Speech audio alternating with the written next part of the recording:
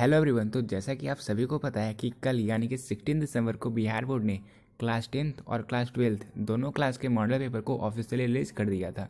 और इसे हमने अपने ऑफिशियल यूट्यूब चैनल और साथ ही साथ टेलीग्राम चैनल पे इसके पीडीएफ को भी शेयर कर दिया था। तो टेलीग्राम चैनल को ज्वाइन करके आप हमारे इस पीडीएफ को, हिंदी के कंप्लीट क्वेश्चन पेपर को, इसके अलावा इंग्लिश, अकाउंटेंसी, बिजनेस स्टडी, जितने भी सब्जेक्ट हैं सारे सब्जेक्ट के पीडीएफ को आप हमारे टेलीग्राम चैनल को ज्वाइन करके डाउनलोड कर सकते हो। तो टेलीग्राम चैनल का लिंक मैंने अपने डिस्क्रिप्शन बॉक्स में दे दिया है, तो वहाँ से आप हमारे टेलीग्राम चैनल को ज्वाइन कर सकते हो और सारी पीडीएफ को डाउनलोड भी कर सकते हो।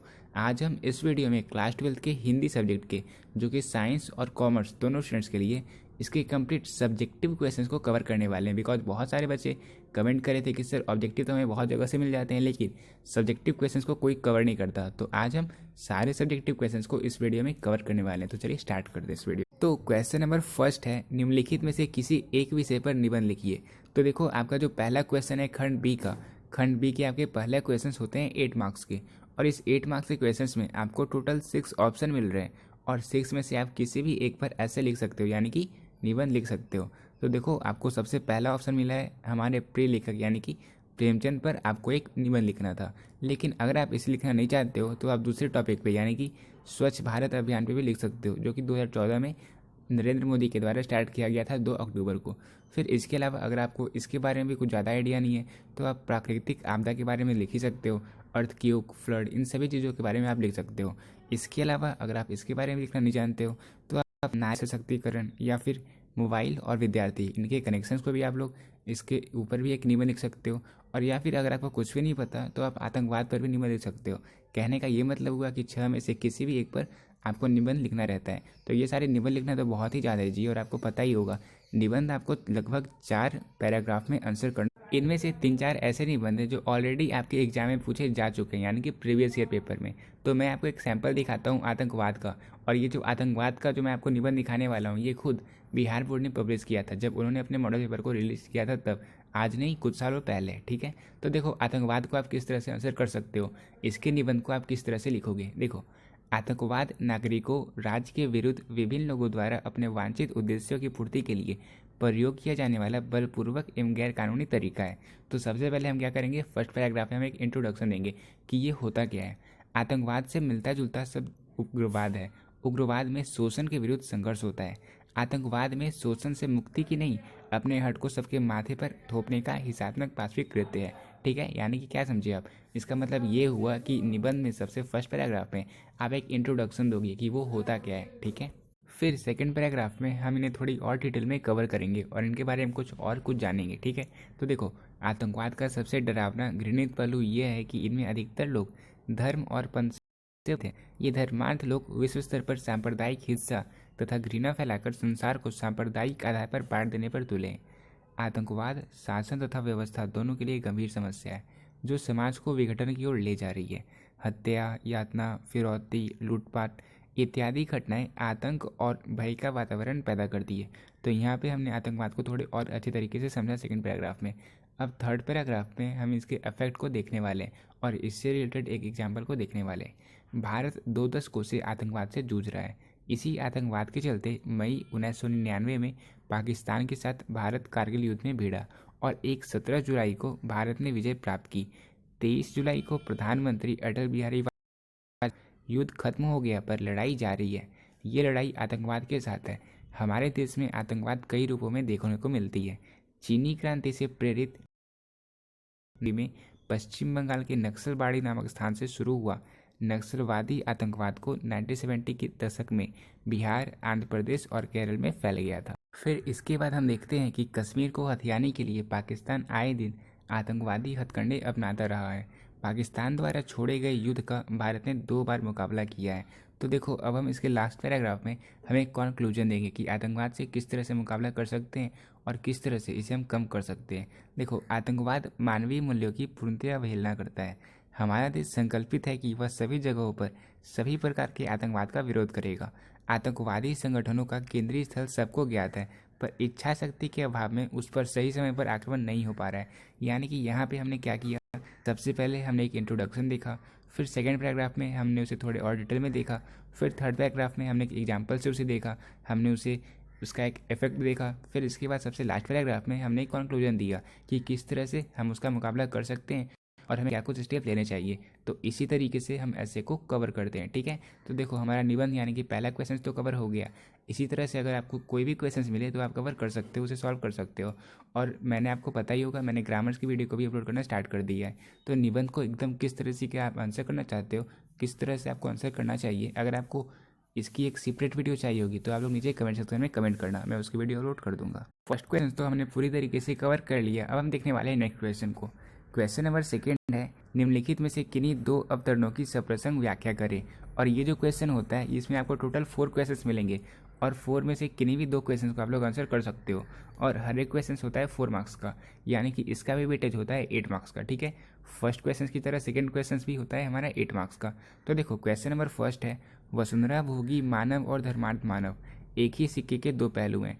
तो ये लाइन आप किस चैप्टर से लिया गया है और किसने इस लाइन को कहा था, इन सारी चीज़ों को मैंने आपको ऑलरेडी बता रखा है। जब मैंने क्रैश कोर्स ऑफ हिंदी को स्टार्ट किया था, मैंने आपको सबसे फर्स्ट वीडियो में ही बताया था कि किस तरह से सप्रसंग व्याख्या करने वाले क्वेश्चंस को आप लोग आंसर करोगे। जैसे नेक्स्ट क्वेश्चन भी है, पुरुष जब नारी के गुण लेता है तो वो देवता बन जाता है, किंतु नारी जब नर के गुण सीखती है तो वो राक्षसी हो जाती है। ये सारी लाइन आपको पता होगा क्योंकि आपने हमारे क्रैश कोर्स को स्टार्टिंग तक फॉलो किया है। तो इसलिए इन सारे क्वेश्चंस को आप लोग इजीली सॉल्व कर सकते हो, लेकिन फिर भी मैं इसके आंसर को आपको दिखा देता हूँ, ठीक है। तो क्वेश्चन नंबर फर्स्ट है, वसुंधरा भोगी मानव और धर्मांध मानव एक ही सिक्के के दो पहलू हैं। तो इसका हमें अर्थ स्पष्ट करना है। तो देखो सबसे पहले हम क्या कहेंगे, सबसे पहले हम ये कहेंगे कि प्रस्तुत पंक्तियाँ जगदीश चंद्र माथुर ने मनुष्य की पाश्विक प्रवृत्ति एवं दूषित मानसिकता का वर्णन किया है। एक तरफ मनुष्य जंगल काटे जा रहा है, खेतों को, पशु पक्षियों आदि को नष्ट कर रहा है, नदियों पर बांध बनाकर उसे नष्ट कर रहा है। तो दूसरी ओर धर्मांध मानव गंगा को मैया कहता है, पर अपने घर की नाली, कूड़ा करकट, पूजन सामग्री जो प्रदूषण फैलाते हैं वो गंगा नदी में प्रवाहित करता है। इस प्रकार दोनों इस प्रकृति को नष्ट करने में लगे हुए हैं। इसलिए कहा जाता है कि वसुंधरा भोगी मानव और धर्माधव मानव एक ही सिक्के के दो पहलू हैं, ठीक है। तो किस तरह से आपको किसी भी प्रसंग को व्याख्या करना है आपको मैंने बता दिया है ऑलरेडी। आपको पता होगा कि सबसे पहले आप ये बताओगे कि ये जो लाइन है ये किस चैप्टर से लिया गया है, उसके कौन ऑथर यानी कि उसे किसने लिखा था। फिर उसके बाद आप उस लाइन को थोड़े और डिटेल में डिस्कस करोगे जैसा कि यहाँ पे किया गया था, ठीक है। तो ये हमारा क्लियर हो गया फर्स्ट क्वेश्चन। इसी तरह से आप सेकंड क्वेश्चन को भी सॉल्व कर सकते हो। पुरुष जब नारी की गुण ले लेता है, ये तो मैंने आपको बहुत ही अच्छे से बताया था अर्धनारीश्वर के चैप्टर में कि ये लाइन प्रेमचंद्र ने कहा था। तो इसे आप खुद से सॉल्व करो और खुद से सॉल्व करके आप हमारे टेलीग्राम चैनल पर इसे शेयर करना, ठीक है। फिर अब देखते हैं हम थर्ड क्वेश्चन को। क्वेश्चन नंबर ग है, चांद जैस जग विधि अवतारा दिन कलंकिन उजियारा। तो देखो ये जो लाइन है ये लाइन लिया गया है हमारे पद्यखंड से, और पद्यखंड को अभी मैंने स्टार्ट नहीं किया, बस कुछ ही कल या परसों तक में मैं इसे स्टार्ट कर दूंगा।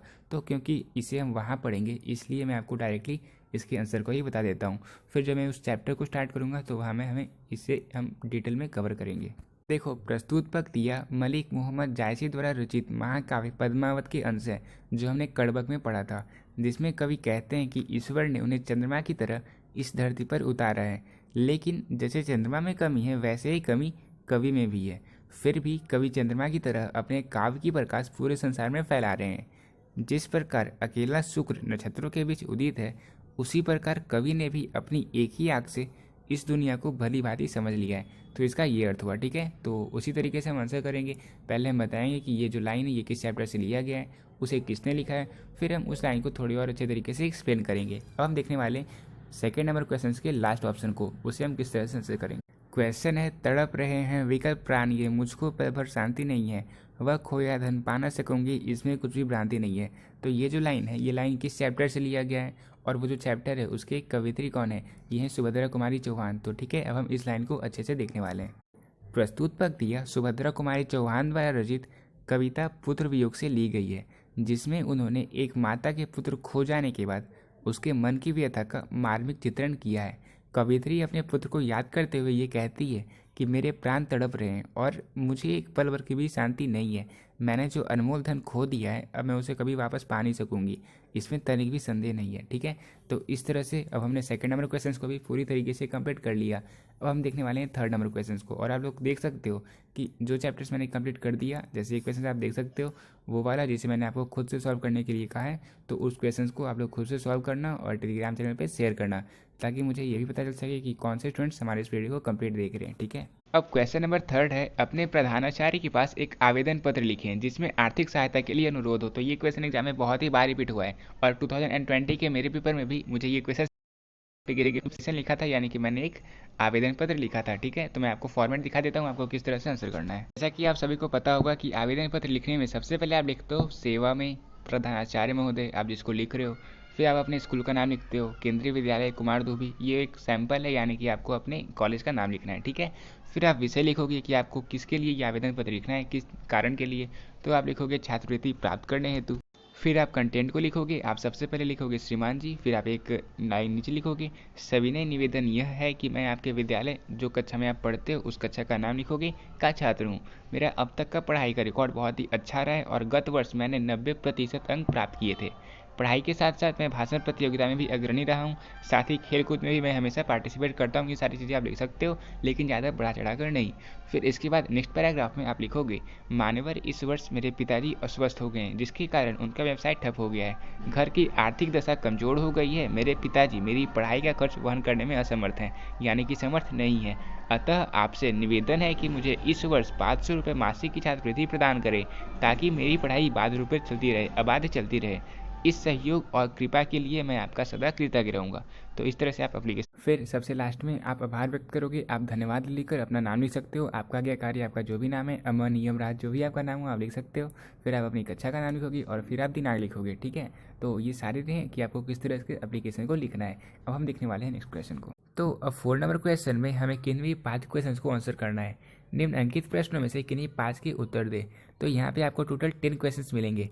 10 में से किसी भी 5 क्वेश्चन को आप लोग सॉल्व कर सकते हो, ये बहुत ही ईजी होते हैं, और इसका टोटल वेटेज हो गया 10 मार्क्स का। ठीक है, तो देखो क्वेश्चन नंबर फर्स्ट है, चंपारण क्षेत्र में बाढ़ की प्रचंडता बढ़ने के क्या कारण है। तो ये मैंने आपको ऑलरेडी कवर करवा दिया, ये मैंने आपको उस चैप्टर के फर्स्ट क्वेश्चन में ही बताया था। ठीक है, इसका क्या आंसर होगा आइए देखते हैं। तो औसत अंधेरा के सबसे पहले क्वेश्चन में हमने इस क्वेश्चन को कवर किया था। तो देखो, चंपारण क्षेत्र में बाढ़ का प्रमुख कारण जंगलों का कटना है। जंगल के वृक्ष जल राशि को अपनी जड़ों में थामे रहते हैं, नदियों को उन्मुक्त नवयौवन बनाने से रोकते हैं। उताल वृक्ष नदी की धाराओं की गति को भी संतुलित करने का काम करती है। लेकिन यदि जल राशि नदी की सीमाओं से ज़्यादा हो जाती है तो बाढ़ आती है। लेकिन जब बीच में उसकी शक्ति को ललकारने के लिए, उसकी शक्ति को रोकने के लिए गगनचुंबी वह ना हो तब नदियाँ प्रचंड काली का रूप धारण कर लेती है, और यही कारण है कि चंपारण क्षेत्र में बाढ़ आते हैं। ठीक है, चंपारण क्षेत्र में बाढ़ की प्रचंडता की यही प्रमुख कारण है। तो इस क्वेश्चन को हमने अच्छे से कवर कर लिया, और अगर आप इस चैप्टर को कंप्लीट देख लोगे, इस चैप्टर की वीडियो में हमने इस चैप्टर के ऑब्जेक्टिव सब्जेक्टिव सारांश सभी चीज़ों को कवर किया था, जिससे एग्जाम में क्वेश्चन पूछे जाते हैं। तो हर एक तरह से पूरी तरीके से आपका कंप्लीट चैप्टर कंप्लीट हो जाएगा। ठीक है, तो इसलिए उस क्रैश कोर्स को स्टार्ट से एंड तक आप लोग जरूर से ज़रूर देखना, ये आपके एग्जाम के लिए बहुत ही ज़्यादा बेनिफिशियल होने वाला है। तो अब हम देखने वाले हैं नेक्स्ट क्वेश्चन को। अब सेकंड नंबर क्वेश्चन है, भगत सिंह कौन थे। तो भगत सिंह कौन थे ये तो मैंने आपको एक लेख और एक पत्र में बताया ही था कि ये क्वेश्चन भी आपके एग्जाम में पूछा जा सकता है। तो आप इसे किस तरह से आंसर करोगे, मैंने आपको सारी चीज़ें बताई थी, तो इस तरह से आप इसे आंसर कर देना। फिर इसके बाद नेक्स्ट क्वेश्चन है, फिरंगी मेम के बाग में क्या क्या था। तो फिरंगी मेम के बाग में मखमल सी हरी घास थी, बस इतना ही आंसर है। लेकिन इसे अगर आप थोड़े और लाइन में बढ़ाना चाहते हो, क्योंकि ये क्वेश्चन वैसे मैं स्किप कर देता अगर मेरे एग्जाम में पूछा जाता तो, लेकिन अगर आपको बस यही आंसर आता है तो आप इसे इस तरह से आंसर कर सकते हो कि ये जो क्वेश्चन है, ये क्वेश्चन लिया गया है चैप्टर उसने कहा था से, जिसे लिखा गया है चंद्रधर शर्मा गुलेरी के द्वारा। तो फिरंगी मेम के बाग में मखमल सी हरी घास थी। तो इस तरह से आप इसे आंसर करना। सेकंड नंबर क्वेश्चन को मैंने कवर किया था अपने क्रैश कोर्स में, मैं आपको दिखाता हूँ। भी देख लिया और सारांश को भी देख लिया। अब एग्जाम में आपसे इस चैप्टर का सारांश पूछा जाता है, या कभी कभी आपसे ये पूछा जाता है कि भगत सिंह कौन थे। तो ये सारे इजी क्वेश्चन आप आराम से आंसर कर सकते हो। जैसे भगत सिंह का जन्म कब हुआ था आप ये बता दोगे, कि इनके पिता का नाम क्या था, ये महान क्रांतिकारी थे, ये जेल गए थे। तो जो जो मैंने आपको बता दिया उन सभी को आपने पढ़ लिया, आप आसानी से सारे क्वेश्चन को सॉल्व कर सकते हो। ठीक है, तो अब हम तो इस तरह से अगर आप क्रैश कोर्स को मेरे स्टार्ट से एंड तक फॉलो करोगे तो आपके सारे क्वेश्चंस बन जाएंगे, ठीक है। फिर 4 नंबर क्वेश्चन है, लेखक के अनुसार सुरक्षा कहाँ है, वह डायरी को किस रूप में देखना चाहता है। तो देखो ये क्वेश्चन ही मैंने आपको करवाया, ये सबसे लेटेस्ट क्वेश्चन है, हंसता हुआ मेरा अकेलापन, जो कि मलय जी के द्वारा लिखा गया था। उस चैप्टर में मैंने ये क्वेश्चन को कवर किया था। तो अब हम इसके आंसर को देखने वाले हैं। तो लेखक ने कहा है सुरक्षा डायरी में नहीं है, वहाँ मात्र पलायन है, और पलायन कभी भी सुरक्षा का आधार नहीं बन सकता। सुरक्षा अंधेरे में नहीं मिलती, वहाँ दुबका जा सकता है, छुपा जा सकता है, लेकिन वहाँ पे आपका दिल हमेशा धड़कता रहेगा, दुख दुखी चालू रहेगी। अगर आपको सुरक्षा पाना है तो मैदान में आपको आना पड़ेगा, और मैदान के खुले प्रकाश में आइए और असुरक्षा से भिड़ जाइए, संघर्ष पर डट जाइए। सुरक्षा पलायन में नहीं, संघर्ष में है, चुनौती स्वीकार करके मुकाबला करने में है, अपने को झोंक देने में है, बचकर खड़े रहने में भी नहीं है सुरक्षा। डायरी लेखन किस प्रकार सुरक्षित हो सकता है, वहाँ हम भोगा व यथार्थ लिख देते हैं, क्यों किया, क्या किया, इसका वहाँ उल्लेख नहीं होता। कर्तव्य और अकर्तव्य का निर्णय भी नहीं होता, वहाँ लाइनें लिखी और छुट्टी पाली। यह पलायन है, कायरता है, और वह व्यक्ति के लिए एक बहुत ही सुखद स्थिति नहीं होता है। यहाँ मात्र एक प्रकार का आवरण डालना है अपनी कमजोरियों पर, अपनी गलतियों पर। अतः डायरी लेखन अपने को बचाने का सिद्धांत मात्र है। तो ये हमने पढ़ा था लेटेस्ट क्वेश्चन में, लेटेस्ट चैप्टर में, जो मैंने कवर किया था हंसता हुआ मेरा अकेलापन में। तो उससे आप देख लोगे उस वीडियो को भी, तो आपको ये सारे क्वेश्चन अच्छे से डिटेल में कवर हो जाएंगे। अब क्वेश्चन नंबर 5 है, बंधी हुई मुट्ठियों का क्या लक्ष्य है। तो ये चैप्टर अभी मैंने कंप्लीट नहीं करवाया है, तो इसका आंसर मैं आपको डायरेक्टली दिखा देता हूँ। तो मुठिया बनकर एक शक्ति बन जाती है, पांचों उंगलियां एक साथ बनकर एक शक्ति बन जाती है, ये संगठन का प्रतीक बन जाती है, और संगठन में विलक्षण शक्ति होती है। किसी भी परिस्थिति में, किसी भी संघर्ष से संगठन मार्ग निकालकर विपरीत हालातों को भी अनुकूल बना लेता है। ये संगठित शक्ति इतनी विलक्षण होती है कि जार, नीरो, नंद जैसे आताई भी मिट्टी में मिलाए जा सकते हैं। कितना ही बड़ा शत्रु क्यों ना हो, जनशक्ति के सम्मुख बौना हो जाता है। इसीलिए कहा जाता है कि यूनिटी इज स्ट्रेंथ। और बंद मुट्ठी जनता की वह शक्ति है जिसमें संकल्प समाया है, दृढ़ता समाई है, प्रखर तेज चमक रहा है। ये सब कुछ भस्म करने की शक्ति रखता है क्या, बंधी हुई मुठियाँ, ठीक है। तो बंधी हुई मुठिया का क्या लक्ष्य है, इस क्वेश्चन को मैंने कवर कर लिया। अब हम देखने वाले हैं नेक्स्ट क्वेश्चन को। अब 6 नंबर क्वेश्चन है, तुलसीदास रचित प्रथम पद कभुंग अब का भावार्थ लिखिए। तो देखो ये चैप्टर तो आपका पदखंड का क्वेश्चन है, तो ये मैं आपको उस टाइम करवा दूंगा, क्रैश कोर्स से मैं कंटिन्यू करूंगा तो मैं आपको दिखा दूंगा, ठीक है। अभी मैं वीडियो को ज़्यादा लेंदी नहीं करूंगा इन सभी को फिर से एक्सप्लेन करने में। जब मैं पदखंड के चैप्टर को स्टार्ट करूंगा तो मैं आपको इस क्वेश्चन के आंसर को बता दूंगा। फिर 7 नंबर क्वेश्चन है, कवि ने अपनी एक का की तुलना दर्पण ने क्यों की है। तो मैं आपको इसका आंसर दिखा देता हूँ। ये सारे क्वेश्चन मैं कवर करता हूँ क्रैश कोर्स में, तो देखते जाओगे आप लोग। जब मैं वीडियो अपलोड करता जाऊंगा तो आपको ये सारे क्वेश्चंस ऑटोमेटिकली फिर से मिलते जाएंगे। तो कवि ने अपनी एक काक की तुलना दर्पण से इसलिए की है क्योंकि दर्पण स्वच्छ व निर्मल होता है, उनमें मनुष्य की वैसा ही प्रतिछाया दिखती है जैसा वो वास्तव में होता है। कवि खुद को दर्पण के समान स्वच्छ व निर्मल मानता है, उसके लिए इसमें जरा सा भी दिखावा नहीं है, इसलिए कवि ने अपनी एक आँख की तुलना दर्पण से की है, ठीक है। तो ये क्वेश्चन क्लियर हो गया। अब देखो यहाँ पे आपको बस 5 क्वेश्चन को अटेम्प्ट करना होता है, लेकिन फिर भी मैं आपको कंप्लीट क्वेश्चन दिखा देता हूँ। 8 नंबर क्वेश्चन है, जय जय कराना का क्या अर्थ है। तो हम इसके आंसर को देखने वाले हैं। देखो प्रत्येक व्यक्ति यही चाहता है कि उसका गुणगान हो, उसका जय जयकार हो। व्यक्ति अपनी प्रतिष्ठा चाहता है, प्रशंसा चाहता है, उसकी सबसे बड़ी लालसा यही होती है कि लोग उसकी जय जयकार करें। पर उसके कर्म उतने उत्कृष्ट होते नहीं है कि लोग उसकी जय जयकार कर सके। तब वो उन्हें प्रेरित करता है और विवश भी कर देता है कि उसका जय जयगान किया जाए, उसका जय जयगान गाया जाए, उसका जय जयकार किया जाए, ठीक है। तो ये भी क्वेश्चन हमारा क्लियर हो गया। अब हम देखने वाले हैं नेक्स्ट क्वेश्चन को।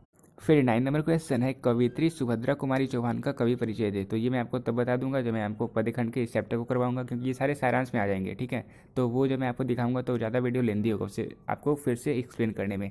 तो ये क्वेश्चन और एक और क्वेश्चन, कौन सा, क्वेश्चन नंबर 6, इन दोनों को जब हम चैप्टर कवर करेंगे तो क्लियर कर देंगे। फिर 10 नंबर क्वेश्चन है, बिटिया कहाँ कहाँ लोहा पहचान पाती है। तो अब हम इसके आंसर को देखने वाले हैं। तो बिटिया यानी कि उसने बताया कि जो लोहा है वो चिमटा, करछुल, सिगड़ी, सरसी, दरवाजे की सांकल, कब्जे, इन सब चीज़ों में लोहा है। इतना कर वो फिर बताती है कि ये लोहा उस तार में भी है जिस पर भैया कपड़े सुखा रहे हैं, तथा सेफ्टी पिन में भी है, साइकिल की धुरी में भी है। तो जहाँ जहाँ बेटिया को लोहा दिखता है, सबके अलग अलग अर्थ होते हैं। बेटिया को जहाँ जहाँ लोहा दिखता है, जहाँ जहाँ वो लोहा की पहचान कर पाती है, वहाँ वहाँ ये बताती है कि लोहे हैं वहाँ पे, ठीक है। तो अब 5 नंबर क्वेश्चन में आपको 3 क्वेश्चंस को अटेम्प्ट करना होता है। आपको टोटल मिलते हैं 6 क्वेश्चन, 6 में से आपको किसी 3 क्वेश्चंस को अटेम्प्ट करना होता है, और हर एक क्वेश्चन होते हैं 5 मार्क्स के, यानी कि इसका टोटल वेटेज है 15 मार्क्स का। तो क्वेश्चन नंबर फर्स्ट है, रोज शीर्षक कहानी का सारांश लिखिए। तो ये तो मैंने आपको बहुत ही अच्छे तरीके से क्लियर कर दिया था, इसका आंसर आप लोग आसानी से लिख सकते हो। मैं आपको स्क्रीनशॉट दिखा देता हूँ। तो आप यहाँ पे देख सकते हो, ये रोज चैप्टर का सारांश है, और इस क्वेश्चंस को मैंने करवा दिया था जब मैंने रोज चैप्टर को कंप्लीट करवाया था। रोज चैप्टर में मैंने इसके सारांश को इसके कंप्लीट ऑब्जेक्टिव क्वेश्चंस और कंप्लीट सब्जेक्टिव क्वेश्चंस को कवर किया था। तो जाकर आप उस वीडियो को देख लेना, वहाँ मैंने आपको सारी चीज़ें डिटेल में एक्सप्लेन की थी, तो आपके ये क्वेश्चंस भी ईजी कवर हो जाएंगे।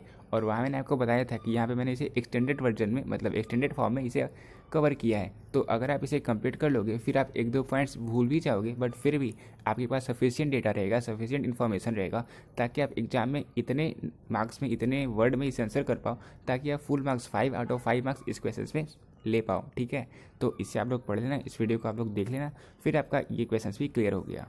फिर सेकंड नंबर क्वेश्चन है, गांधी जी के शिक्षा संबंधी आदर्श क्या थे। अब इसे तो हमने कवर कर लिया। थर्ड नंबर क्वेश्चन है, दलहीन लोकतंत्र और साम्यवाद में कैसा संबंध है। तो इसे भी मैंने कवर कर लिया था ऑलरेडी। तो देखो अब मैं इसका आंसर दिखाता हूँ आपको। दलविहीन लोकतंत्र की कल्पना सर्वोदय का सिद्धांत है। उसकी मान्यता है ग्राम सभाओं के आधार पर दलविहीन प्रतिनिधित्व स्थापित हो सकता है। मार्क्सवाद भी दलविहीन लोकतंत्र का हिमायती है। यह लोकतंत्रवाद का एक मूल उद्देश्य भी है। वे यह मानते हैं कि समाज जैसे जैसे साम्यवाद की ओर बढ़ता जाता है, उसी मात्रा में राज स्टेट का अस्तित्व धूमिल होता जाता है और अंत में एक स्पिरिचुअल सोसाइटी स्थापित हो जाती है। वो समाज निश्चित रूप से लोकतांत्रिक होगा, साथ ही दलहीन भी होगा। तो ये सारे क्वेश्चंस मैंने कवर करवा दिए हैं क्रैश कोर्स में। आप लोग स्टार्ट एंड तक फॉलो करो, एग्जाम में आप फुल मार्क्स के क्वेश्चन सॉल्व करके आओगे। ठीक है, फिर क्वेश्चन नंबर 4 है, कड़बक शीर्षक कविता के प्रथम पद का भावार्थ लिखें। तो ये तो आपका सारांश ही हो गया, और पद खंड को अभी मैंने कवर किया नहीं है, तो इसका सारांश मैं आपको दिखा देता हूँ। आप इसे नोट कर लो, फिर जब मैं चैप्टर को कवर करवाऊंगा तो वहाँ पे आप लोग सारी चीज़ों को क्लियर कर लेना। तो आप देख सकते हो यहाँ पे मोहम्मद जायसी द्वारा रचित कड़बक के प्रथम खंड में क्या कुछ कहा गया था, वो सारी चीज़ें यहाँ पे डिटेल में दी हुई है। तो इसे आप लोग आंसर कर सकते हो, आपको 5 मार्क्स मिल ही जाएंगे। ठीक है, तो देखो इन सारे पॉइंट्स को, इन सारे सारांश को मैं कवर करूँगा क्रैश कोर्स में। तो अभी मैं इसे एक्सप्लेन नहीं करूँगा, अभी आप देख लो, कंप्लीट देख लेना, क्योंकि मैं वीडियो को लेंदी करना नहीं चाहता, इसलिए अभी मैं इसे पढ़ूंगा नहीं। ठीक है, इसे हम क्रैश कोर्स में ही कंप्लीट करेंगे। तो अब देखते हैं नेक्स्ट क्वेश्चन को।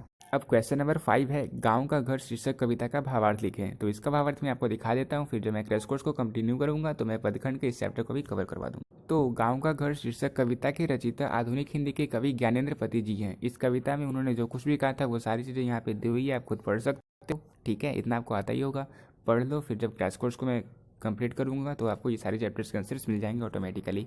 फिर एग्जाम में भी आप सारे क्वेश्चंस को सॉल्व कर सकते हैं। अब क्वेश्चन नंबर 6 है, नदियों की वेदना का क्या कारण। तो अब हम देखने वाले हैं कि नदी की वेदना का क्या प्रमुख कारण है। तो नदी एक धारा है, सतत गतिशील, हर्षण नवीन, परम पवित्र, शक्ति वाहिनी, जीवनदायिनी, यही हमारी जनता, स्वच्छ पवित्र, कर्तव्य पथ पर आरूढ़, सतत गतिशील, निर्माण का संकल्प लिए। नदी के सामने अवरोध आता है, वो उसकी गति को नहीं रोक पाता। यही हालत जनता की भी है, कोई भी अवरोध उसके सामने ठहर नहीं पाता।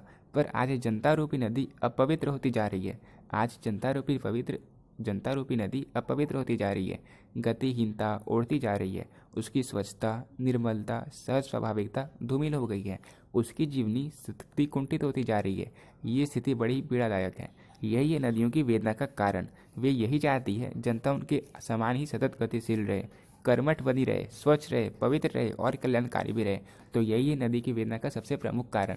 ठीक है, तो अब हमने हिंदी के खंड ब के सारे क्वेश्चंस को कवर कर लिया। ये सारे सब्जेक्टिव क्वेश्चंस जो आपके एग्जाम में पूछे गए थे 50 मार्क्स के, अब आप देख सकते हो इन सारे क्वेश्चंस को आप इजीली सॉल्व कर सकते हो। ठीक है, तो देखो यहाँ पे तो हमने सारे क्वेश्चन को कवर कर लिया, लेकिन एक क्वेश्चन जो कि संक्षेपण का, इस क्वेश्चन को आपको खुद से सॉल्व करना है, क्योंकि इसकी वीडियो में मैंने इसकी वीडियो को ऑलरेडी अपलोड कर दिया है, आज ही अपलोड किया था।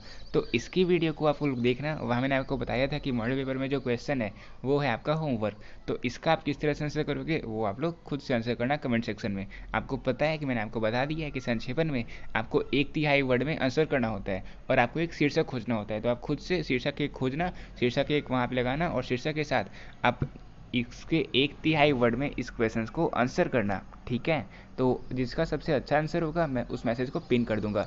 ये होमवर्क आपके लिए कि आप खुद से अपने स्किल्स को डेवलप करो, आप खुद से देखो कि संक्षेपण आप किस तरह से कर सकते हो। बाकी बहुत सारे एग्जाम्पल हमने उस वीडियो में कवर किए हैं, तो जब तक आप इस वीडियो को देख रहे होगे वो वीडियो अपलोड हो चुकी होगी। ठीक है, तो उस वीडियो को देख लेना। अगर आपको संक्षेपण करना नहीं आता, वैसे मैंने आपको बता दिया कि आपको 1/3 वर्ड में आंसर करना होता है, संक्षेपण करना होता है। तो सबसे पहले आप एक शीर्षक देना, फिर आप इस क्वेश्चन को सॉल्व करना। ये हो गया आपका क्वेश्चन नंबर 1। अगर आप चाहते हो तो इसको आंसर कर सकते हो, या फिर अगर आप इसे नहीं चाहते हो तो आप इसे आंसर कर सकते हो। तो अब हमारा क्लास 12 का हिंदी का ISC एंड ICOM इन दोनों का हिंदी का कंप्लीट मॉडल पेपर सॉल्व हो चुका है। ठीक है।